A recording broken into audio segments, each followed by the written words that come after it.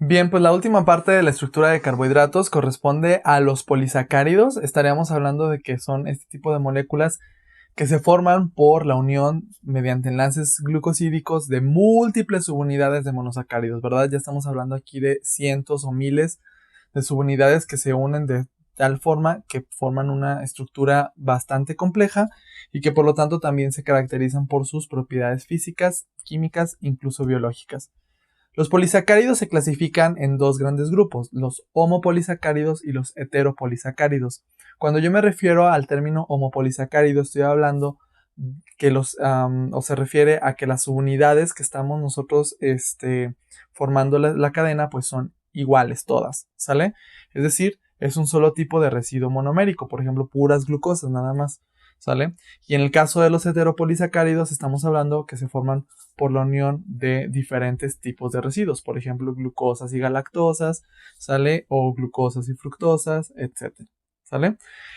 Bueno, los polisacáridos también se pueden clasificar dependiendo de su función en polisacáridos que funcionan, por ejemplo, para almacenamiento energético o polisacáridos estructurales. En el caso del almacenamiento encontramos, por ejemplo, la amilosa y la amilopectina que se encuentran precisamente en el almidón, y esto pues en algunos alimentos que son muy ricos en almidón, como en el caso de algunos cereales o por ejemplo la papa que contiene muchísimo almidón, encontramos nosotros que esto le sirve a las plantas, a estos vegetales, como principal reserva energética, ¿de acuerdo? Inclusive en algunas semillas se encuentra una fuente de almidón, por así decirlo, o vesículas de almidón, que normalmente pues lo que se utiliza pues es para que el embrión, por así decirlo, pueda sobrevivir o tener esta energía, ¿no? En el caso de los de los animales, pues encontramos ahí, por ejemplo, al glucógeno como nuestra principal fuente de almacenamiento. El glucógeno, pues sabemos que se encuentra o se almacena principalmente en el hígado, pero también en el caso de músculo esquelético. Por lo tanto, cuando nosotros ingerimos alimentos de origen animal, pues estamos también aquí ingiriendo una buena cantidad de carbohidratos, no solamente músculo o proteína, sino que pues, estas reservas se encuentran también carbohidratos en forma de glucógeno. Y desde el punto de vista estructural, esto es importante sobre todo en otros seres vivos como en las plantas, donde la celulosa, por ejemplo, les ayuda a formar todo su esqueleto, por así decirlo, su estructura, donde pues esta rigidez que poseen y que de eso podemos aprovecharnos, por ejemplo, para formar otros materiales como el papel, pues es precisamente una naturaleza de pues carbohidrato de polisacárido, ¿sale?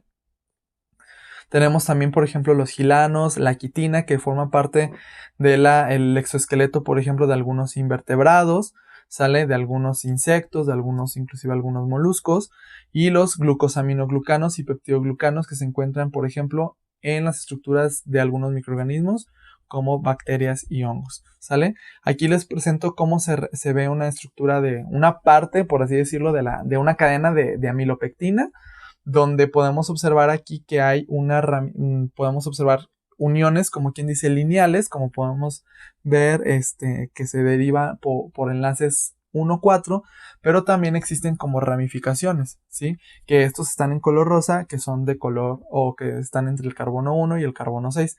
Esto es súper importante cuando veamos la parte de glucogénesis y glucogenólisis, porque también esto, la cuestión estructural, nos va a ayudar a identificar cómo se lleva a cabo este proceso y las enzimas que nos ayudan al desdoblamiento o a la formación de estos enlaces. ¿Okay? Los glucosaminoglucanos son importantes, por ejemplo, en el caso de nosotros, porque forman parte de tejido conectivo, como el condroitin sulfato, el queratan sulfato, que forma parte del líquido sinovial y que actúa como lubricante natural normalmente para las articulaciones, y que conforme normalmente pues vamos avanzando en cuestión de edad dejamos de producirlo, o hay personas que tienen problemas y que por lo tanto ya duelen las articulaciones o genera muchas fricciones o roces y se van desgastando, y normalmente pues esto se utiliza también, se puede administrar como un suplemento para ayudar a restituir estas sustancias que pues, se producen normalmente, ¿no? Pero que luego se van acabando. En el caso del ácido hialurónico, pues es importante también, por ejemplo, pues en cuestión de la piel, para que le dé pues esa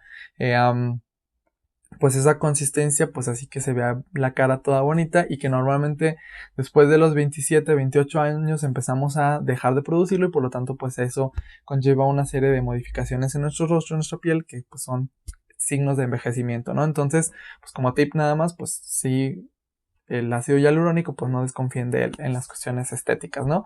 Y aquí pues les presento desde el punto de vista de los microorganismos, las bacterias, cómo la estructura es muy importante. Esto lo van a revisar muy bien en su clase de microbiología, pero pues es importante que entiendan la parte estructural de cómo se forma la pared celular de las bacterias, como las gram positivas. Aquí tenemos el ejemplo de un Staphylococcus aureus, cuyo pared celular de peptidoglucano pues está formado por el andamiaje, por así decirlo, de diferentes subunidades de N-acetil galactosamina y ácido murámico o N-ácido murámico, ¿sale? Y por lo tanto podemos observar aquí que se va formando, además de la bicapa lipídica que normalmente tienen todas las células o las membranas celulares, pues tenemos esta capa bastante gruesa, a comparación, por ejemplo, de una bacteria que es gram negativa, cuya capa de peptidoglucano es mucho más delgadita, posee una doble membrana lipídica y además la presencia de otras estructuras como los lipopolisacáridos.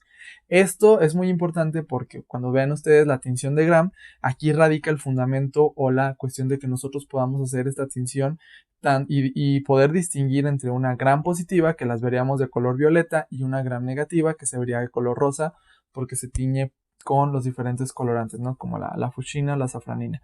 Entonces, esto es súper importante que comprendan. Y bueno, en farmacología, en cuestión de los antibióticos, veremos muy bien cómo es que algunos agentes, sobre todo, van a inhibir la síntesis de este peptidoglucano y por lo tanto la bacteria no va a obtener por completo la estructura y pues no va a poder sobrevivir. ¿Sale? Y aquí, por ejemplo, algunos otros de las aplicaciones de estos residuos de carbohidratos son los grupos sanguíneos del sistema ABO o AB0. Entonces, en este caso, podemos observar que normalmente pues lo que está en gris es lo que todas nuestras células de los eritrocitos están o poseen en su superficie, y que por lo tanto la diferencia entre una persona que tiene sangre de tipo A o tipo B pues es un residuo terminal de carbohidratos, como en el caso de los del grupo A, que poseen N-acetilgalactosamina, y en el caso de los del grupo B, pues este es un residuo de galactosa, ¿no? En los del grupo O grupo 0, precisamente se llama 0 porque pues no tiene nada, ¿sale? Entonces, esa mínima subunidad de ese monosacárido que lo hace diferente, pues implica pues muchas cuestiones importantes transfusionales o desde el punto de vista hematológico, y que por lo tanto pues esto va a ser muy importante que ustedes entiendan por qué existe este tipo de sistema, ¿no?